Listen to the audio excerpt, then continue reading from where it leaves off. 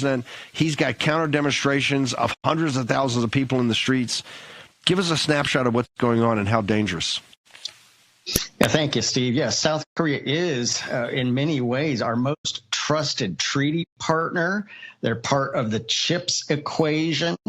And President Yoon, they are in the fight of their lives right now against essentially a communist coup. Most of these on legacy media, when you see these protests against martial law, 1/3 to 2/3 of those are actually Chinese that have been flown in. This is absolutely crazy. Let's go to this first slide here to explain the lineup of what's going on, please. Here we go, Denver. There we go. So on your left, that's Lee, the leader of the Democratic Party. He's left wing. He's actually pro-China. He calls the U.S. an occupation force. He says, and now he was just convicted of malfeasance. This is why you're seeing everything going on. He was convicted of malfeasance, and that means he potentially can't even run for president, which he wants the presidency. He's a hardcore left-winger, pro-China. He wants U.S. forces out, calls us an occupation force, wants the THAAD missiles out, and works very closely. Now, to the right, that first green oval, that's President Yoon. He declared martial law on December 3rd and 4th. Well, why was that? Now, martial law has a very bad history and background in South Korea, so everybody's gut reaction was, okay, this is bad. And it was in many ways bad, but he did that strategically so that he could launch a raid on the National Election Commission to seize evidence of actually Chinese election interference. That was the whole reason, because legally, that's the only way he could do it, to raid the National Election Commission. Let's go to the next slide, please. So what happened was, after that, there was a vote to impeach Yoon. Okay, so then the presidency passed to Han Duck-soo.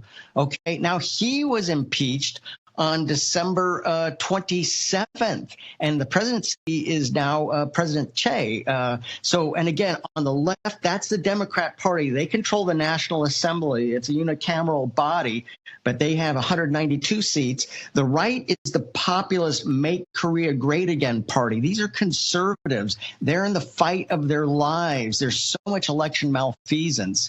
They have 108 seats in the National Assembly.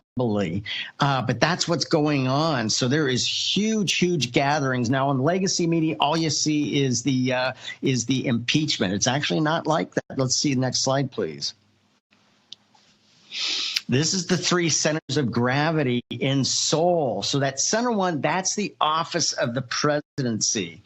That's a very important one. It's right next to Yongsan, the old U.S. military, Dragon Hill Lodge, right there. That's where the office of the presidency is. The National Assembly is over on the left. That's Yeouido Island, and that's where Lee really holds power, and that's where he's really conducting this coup from, is the National Assembly. Now, just yesterday, they're 12 hours ahead of us, but a huge gathering. The new presidential palace is over to the right.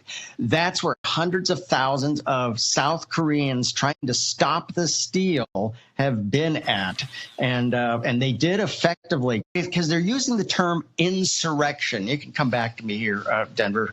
They're using the term insurrection. Well, they sent the corruption police. They have to redo this whole impeachment thing because it was based on the word insurrection. Sound familiar? Yeah, you bet they're taking a cue from the Democrat Party here in America. So this is the fight of their lives, and this is potentially buckles the whole right wing of the deterrence against China, and that's exactly why. So also, Yoon is actually really building bridges with Japan. There's a lot of hard feelings still from the Second World War. Totally understand that. That's not totally resolved, but he's reaching out to Japan. However, Lee is extremely anti-Japan and wants to break up that alliance. That's also what China is concerned about. So most of what's going on right now, this is a Chinese malign influence attempting to topple South Korea and really make it a enclave of China. So, Steve, this is so concerning.